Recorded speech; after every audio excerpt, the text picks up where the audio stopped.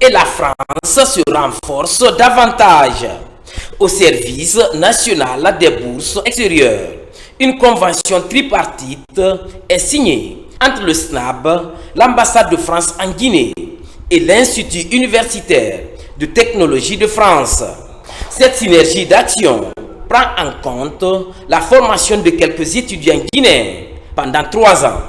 Parmi les meilleurs bacheliers du pays et qui sont actuellement, ils ont commencé depuis septembre leur formation en France dans le cadre de cet accord, en garantissant aux jeunes Guinéens ou Guinéennes qui partent en France un enseignement de qualité et un encadrement surtout de qualité pour revenir ensuite en Guinée et pouvoir aider à la construction et au développement du pays. Ce programme va toucher les étudiants guinéens sélectionnés parmi les lauréats du baccalauréat. La formation est ouverte aux étudiants des filières de l'ingénierie, de gestion et les technologies de l'information et de la communication. Le partenaire les prend entièrement en charge durant toute la formation. Alors ça c'est important parce que c'est des jeunes qui sont issus d'un processus de sélection à l'issue duquel les 2 premiers sont retenus pour être envoyés, mais entièrement pris en charge par l'ambassade de France. Donc ces jeunes qui vont acquérir des formations tout de suite opérationnelles auront la latitude de continuer tout de suite, de commencer à travailler. C'est d'ailleurs l'avantage des IUT. Le but est d'offrir à la jeunesse un enseignement de qualité afin de mieux servir le pays. Un des combats du gouvernement du général président Mamadi Doumbouya. Et puis la Guinée poursuit ses réformes avec une nouvelle initiative. Le ministère du Budget, à travers le guichet unique, lance le Port Community System, une plateforme qui vise à moderniser et digitaliser des échanges commerciaux. Cette plateforme a été présentée à tous les acteurs impliqués dans le processus, marquant ainsi un tournant vers l'efficacité et la transparence. Mohamed Seyassoma. C'est une révolution profitable à la mobilisation des recettes publiques. Il s'agit du Port Community System, entendez système communautaire portuaire.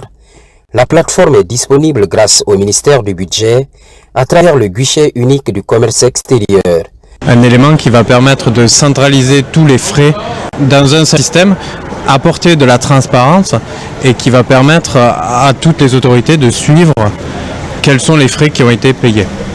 Ça va permettre d'accélérer les démarches, ça va permettre d'amener de la transparence et également d'augmenter les recettes de l'État.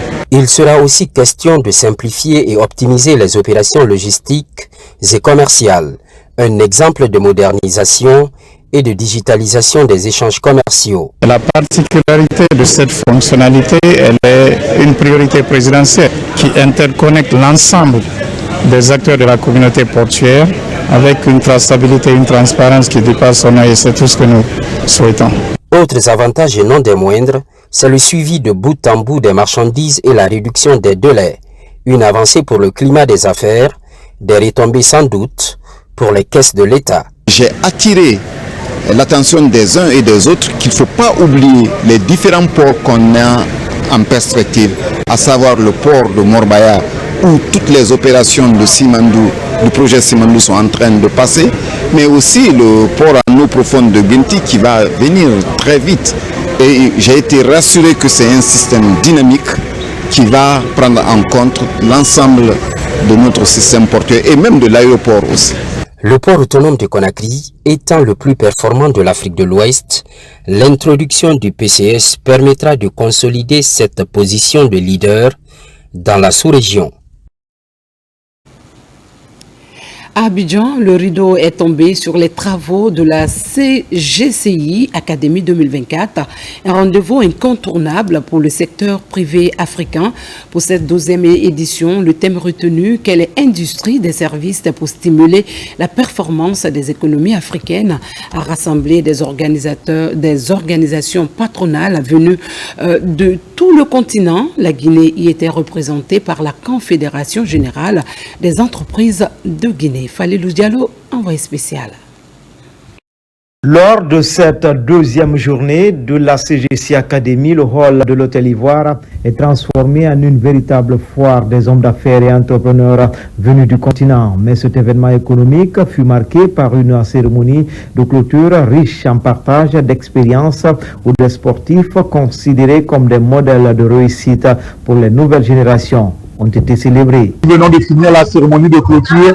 C'est le message inspirant d'athlètes de haut niveau, malheureusement tous ivoiriens, mais qui ont montré que vraiment le travail, le courage, je dirais même presque l'obstination sont des éléments, des valeurs très très importantes pour réussir et surtout ne se décourager. Avec la CGCI et vraiment chaque année c'est toujours une agréable surprise de voir le dynamisme de l'entrepreneuriat ivoirien et africain de manière générale. Ce que je peux dire, c'est que dans l'Alliance des patronats francophones, le continent africain et notamment l'Afrique de l'Ouest est particulièrement dynamique et on compte sur l'entrepreneuriat de ces pays-là pour dynamiser les flux économiques dans l'espace francophone. Plusieurs institutions financières et pays membres des organisations internationales ont pris part à cette 12e édition.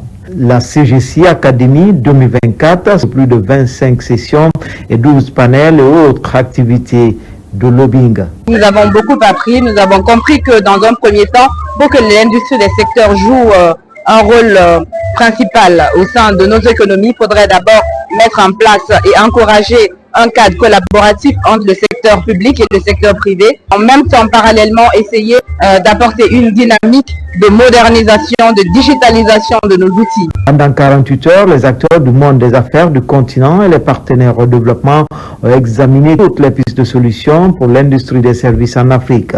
Plusieurs recommandations ont été faites pour améliorer le climat des affaires sur le continent. À la société guinéenne de palmiers à huile et DVA, l'heure est à l'effervescence. Réception des équipements complets de la nouvelle usine de traitement de caoutchouc pour la relance de ce secteur stratégique. L'événement a réuni les populations riveraines et les autorités locales. Le chef du département, Félix Lama, a saisi l'occasion pour rappeler les planteurs à s'unir derrière la politique gouvernementale pour redynamiser ce patrimoine national. C'est un reportage de nos correspondants basés en région forestière. À la société guinéenne de palmiers à huile et DVA, c'est la course contre la montre qui est engagée avec la réception des matériels complets de la nouvelle usine de traitement de caoutchouc. Un événement grandeur nature mobilisant population riveraine et autorités locales. L'occasion pour le chef du département Félix Lama d'exhorter les planteurs à accompagner la politique du gouvernement visant à redynamiser ce patrimoine national. Je suis très satisfait du niveau d'avancement des travaux. Dans 8 mois, cette nouvelle usine sera opérationnelle et nous allons pouvoir continuer à développer cette usine de la Sogipa. Et surtout, c'est pour aussi le bien des communautés environnantes qui travaillent ici. Il faut dire qu'ici à la Sogipa, il y a 4000 employés. Donc c'est 4000 familles qui sont impactées directement, mais indirectement aussi il y a des emplois qui sont induits, soit à travers les transporteurs ou à travers les plantations familiales. Donc c'est un fleuron, on va dire, de l'économie de la région forestière, mais de toute la Guinée en général. Dans la cité du palmier à huile et DVA, c'est la joie et l'espoir au sein des populations de Benson. Des espoirs fondés notamment sur la concrétisation du rêve de tout un peuple de voir ce patrimoine commun retrouver son image d'antan. La population des communes rurales de Djeké et de Biamon s'en réjouit et remercie les membres du gouvernement pour les efforts consentis dans la réalisation rapide de cette usine de grande capacité qui pourra considérablement contribuer à l'amélioration des conditions de vie de l'ensemble de nos communautés. De la joie pour les populations locales, de l'assurance pour le conseil d'administration de la Sogipa, l'installation de la nouvelle unité industrielle marque le début d'une nouvelle ère dans cette société créée en 1987. Monsieur le ministre, je tiens à exprimer ma profonde gratitude à vous en tant que ministre de l'Agriculture et de l'Élevage et à l'ensemble de vos collaborateurs pour leur accompagnement et appui constant à la Sogipa. Nous félicitons et encourageons la direction générale et tous les travailleurs de la Sogipa pour les efforts conjugués par rapport au niveau d'avancement très appréciable dans la construction de la nouvelle usine de traitement de caoutchouc de 6 tonnes heure, qui est un investissement capital pour la relance et l'avenir de la Sogipa. Une fois achevée, la capacité de production de la Sogipa passera de 2 à 6 tonnes de coagulum par heure, une bouffée d'oxygène pour cette unité industrielle guinéenne dont la qualité des produits est très recherchée sur le marché international. La Guinée fait un grand pas dans la lutte contre le chômage et le sous-emploi, particulièrement chez les jeunes, avec la préparation de son premier document de stratégie nationale dénommé IMO, Haute Intensité de main-d'œuvre, piloté par le ministère de la Jeunesse et de l'Agence guinéenne d'exécution des travaux d'intérêt public. Ce projet a débuté sa phase de rédaction sous la direction d'un expert du Bureau international du travail. L'équipe en charge va concevoir des solutions adaptées et efficaces pour résoudre cette problématique. Suivez nos reporters. C'est le début d'un processus qui va durer 6 mois. L'élaboration de la stratégie nationale des approches IMO, une approche qui vise à créer un cadre stratégique et normatif qui guidera les différents acteurs dans la quête de solutions au chômage des jeunes en Guinée. La stratégie HIMO n'est pas qu'un simple document.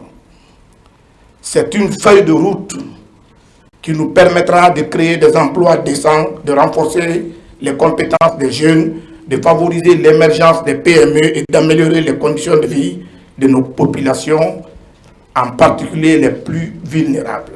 L'approche HIMO, c'est elle qui scie bien avec notre réalité, la réalité de nos jeunesses.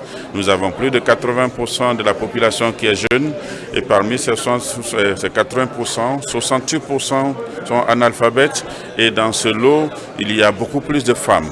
Alors l'approche qui leur permet d'avoir un revenu et de se former dans l'exécution du travail temporaire qu'ils peuvent avoir et évidemment de se permettre aussi qu'à la fin d'être utilisable par la société, c'est l'approche la plus idéale. Au cours de cette rencontre précieuse, les membres du comité du suivi en charge de l'élaboration vont harmoniser les réflexions pour rédiger un document complet qui prendra en compte toutes les problématiques liées à la création d'emplois décents pour les jeunes.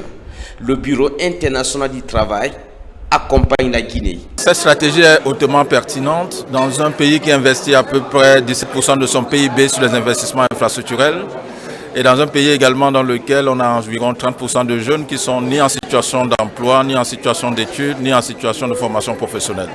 Les approches IMO permettent effectivement, dans ce cadre, de pouvoir regarder et donner une réponse aux problèmes de sous-emploi, aux problèmes de chômage. L'approche IMO a fait du chemin dans plusieurs pays. À ce rendez-vous important, des bonnes pratiques sont projetées pour permettre au comité de suivi de s'en inspirer. Le système des Nations Unies salue la volonté politique du gouvernement et réitère son engagement.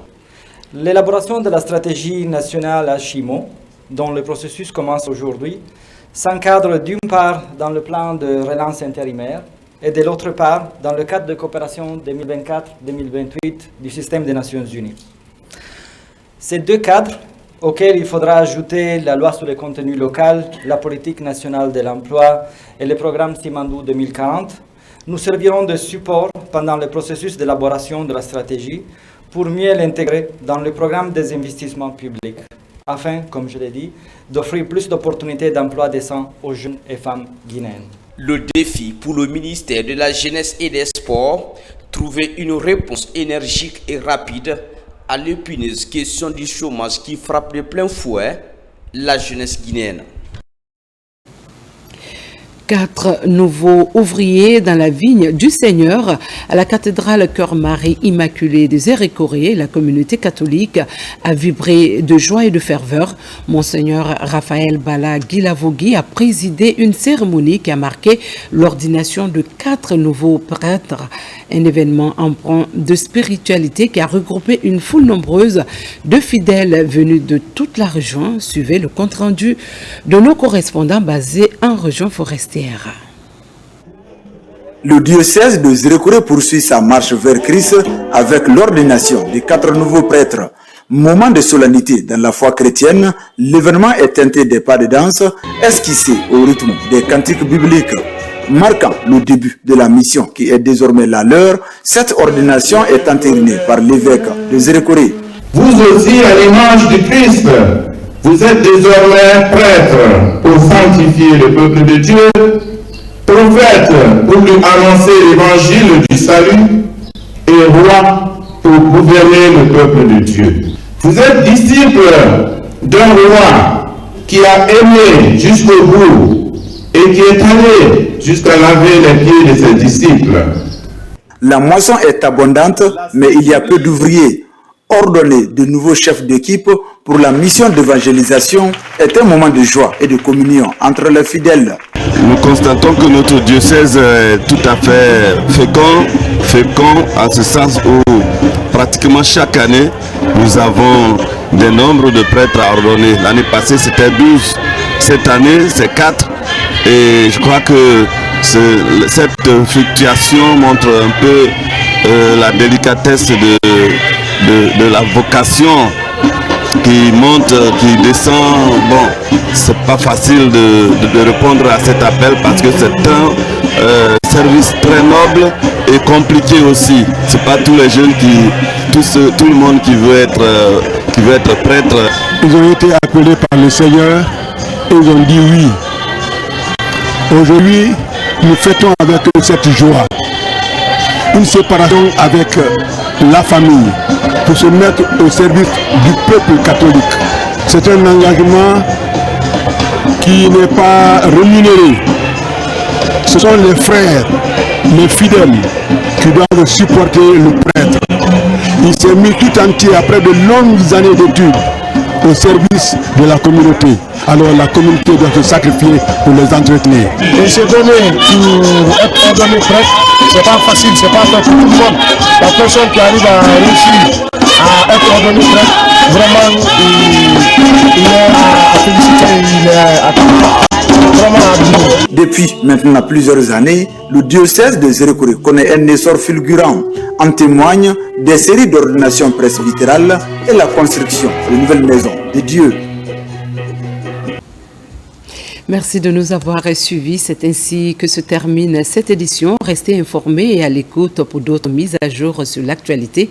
Hommage à la Guinée, notre paradis, terre de richesse et d'innovation.